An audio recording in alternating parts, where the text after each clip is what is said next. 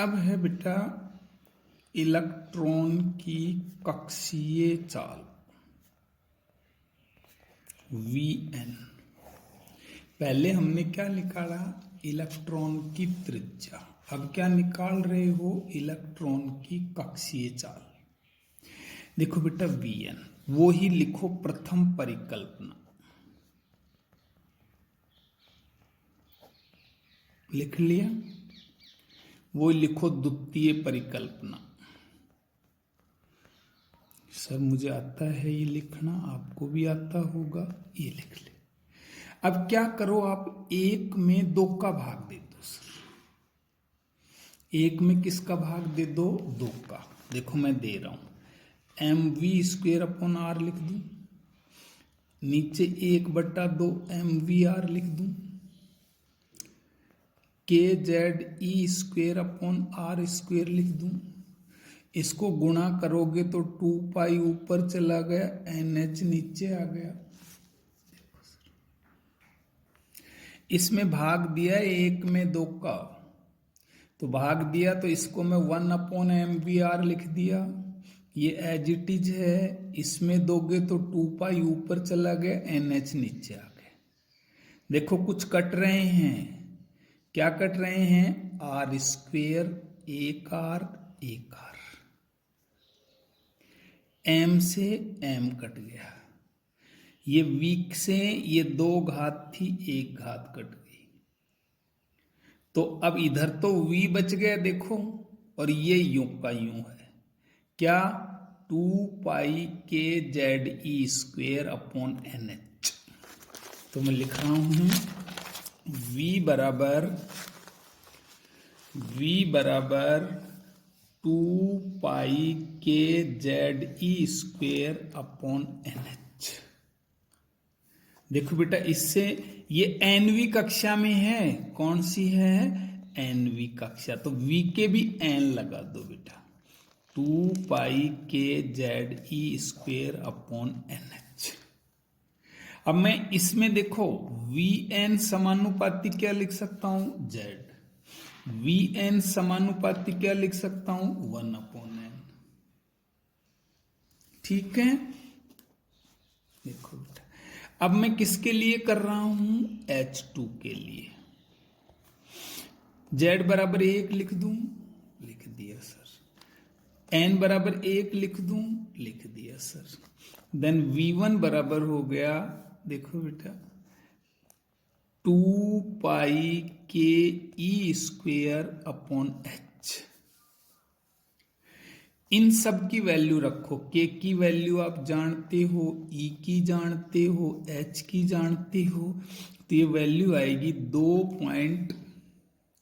कितनी आएगी बेटा? 2 आएगी ये 189 गुणा 10⁶ मीटर प्रति सेकंड। ये पहली कक्षा का है। तो मैं इसको यूं भी लिख सकता हूं, Vn बराबर देखो V1/n। Vn बराबर V1/n। जैसे जैसे n बढ़ेगा v का मान क्या होगा? घटेगा। जैसे जैसे n बढ़ेगा v का मान क्या होगा? घटेगा। ठीक है बेटा? देखो ये जो वैल्यू है V1, ये इतनी, इसको मैं लिख सकता हूं c/137। c क्या है बेटा? प्रकाश का वेग। जैसे c की वैल्यू होती है हमारे 3 × 10⁸ बटा 137। जब इसमें भाग दोगे ना तो ये 2.189 गुणा 10⁶ मीटर प्रति सेकंड आएगा। तो V1 बराबर अपन c/ क्या लिख सकते हैं? 137। c/ क्या लिख सकते हैं? 137। इसमें एक बात और है बेटा नई, कि ये जो प्रथम कक्षा में वेग है ना, इसमें यदि अपन c का भाग दे दें, किसका भाग दे दें? c का,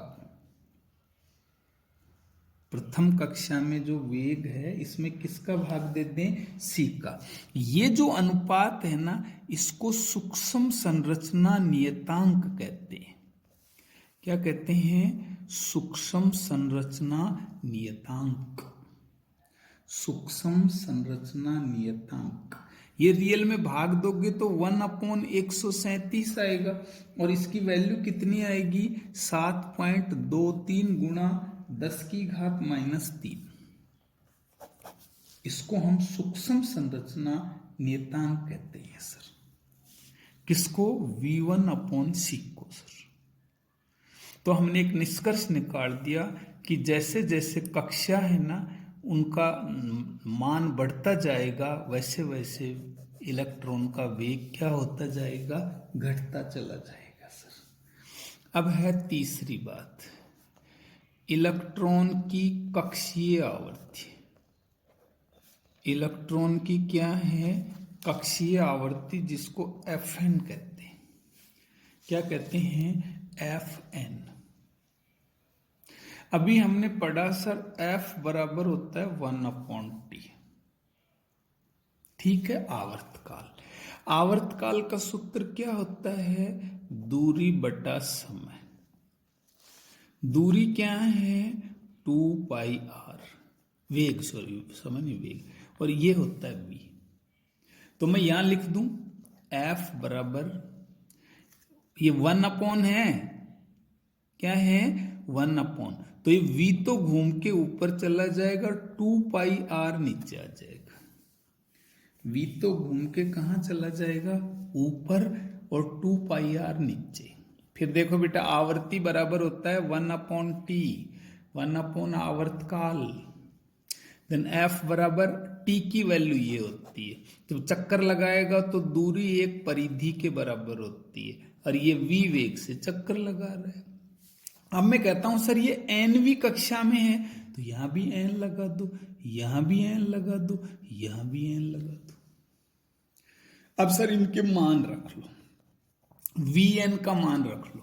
ये मैंने अभी Vn का मान देखो ऊपर लिख रखा है, ये रहा 2πk ZE²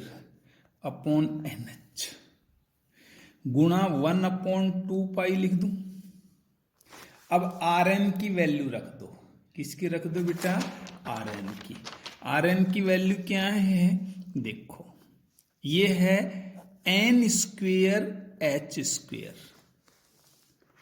ये नीचे है Rn, तो n² h² नीचे आ गए, ऊपर 4π² mkZe², 4π² mkZe², ये ऊपर चला गया सर। देन Fn बराबर हो गया 2π से 2π कैंसिल हो गया, ये आ गया आपका 4π² k² Z² m e⁴ बटा n³ h³। देखो ये कट गए, बाकी सारों को मल्टीप्लाई करके लिख दिए सर। इससे हमें ये पता लग रहा है कि Fn प्रोपोर्शनल क्या होती है, Z²। दूसरा क्या पता लग रहा है, Fn प्रोपोर्शनल क्या होती है, 1/n³। Fn प्रोपोर्शनल क्या होती है, Z²। Fn proportional 1/n³। ये इलेक्ट्रॉन की क्या है बच्चों, कक्षीय आवर्ती सर। अब है नंबर 4 सर, इलेक्ट्रॉन की कक्षा में कुल ऊर्जा। इलेक्ट्रॉन की, ये नंबर 4 है, इलेक्ट्रॉन की कुल ऊर्जा। ये nवीं कक्षा में निकालोगे तो En हो जाएगी बच्चों, क्या हो जाएगी, En। देखो अब ये En है ना, दो हैं बेटा, एक होती है गतिज ऊर्जा, एक होती है स्थितिज ऊर्जा, ये दोनों का योग होती है। अब देखो मैं गतिज ऊर्जा को क्या लिख सकता हूं, 1/2 mv²। अब मैं प्रथम परिकल्पना लगाऊं, mv²/r बराबर kZe²/r²। ये कैंसिल हो गया R। तो ये किसके बराबर हो गया बेटा?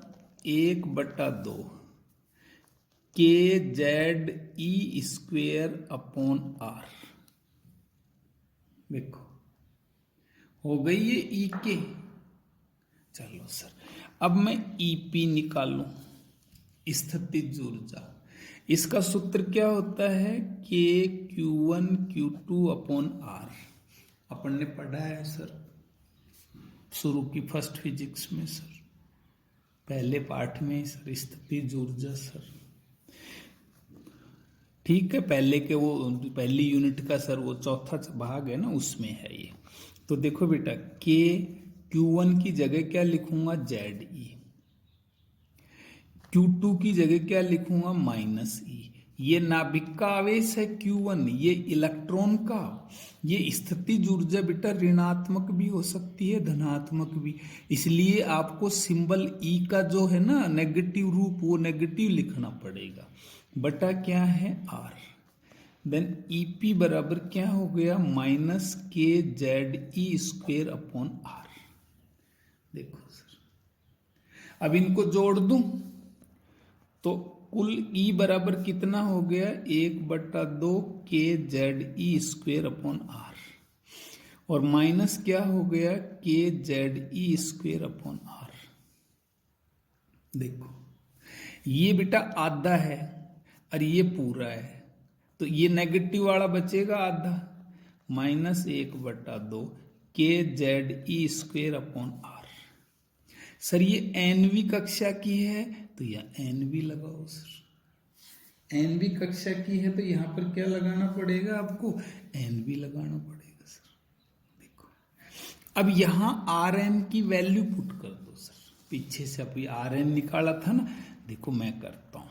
1/2 KZE²। Rn की जगह क्या था यहाँ पर? n²h²। ऊपर क्या था? 4π²।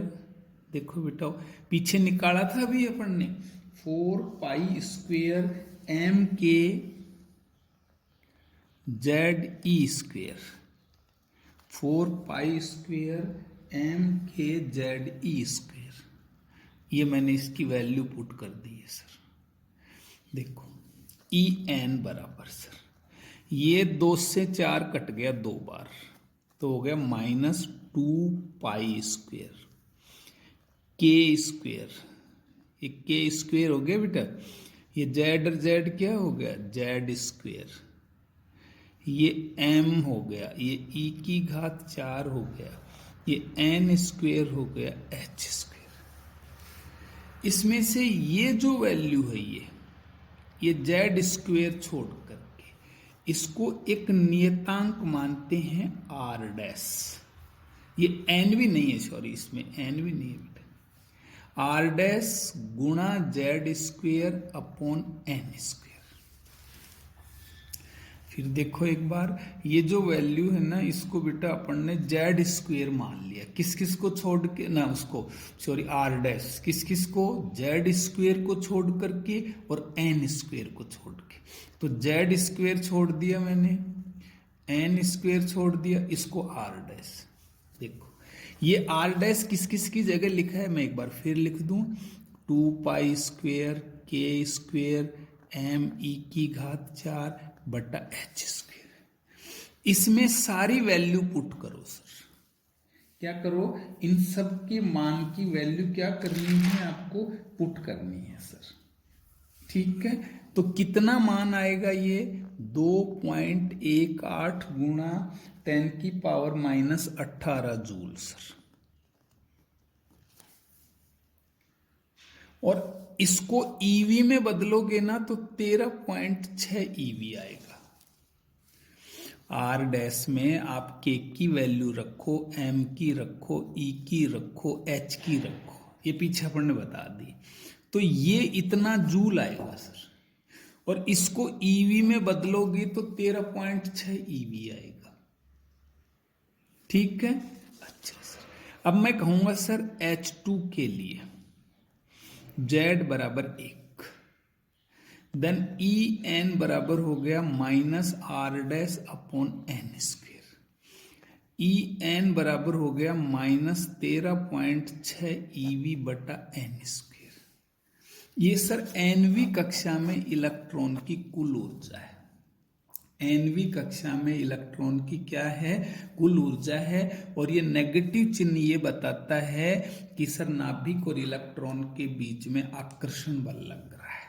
क्या लग रहा है? आकर्षण बल, या इलेक्ट्रॉन नाभिक से बंधा हुआ है।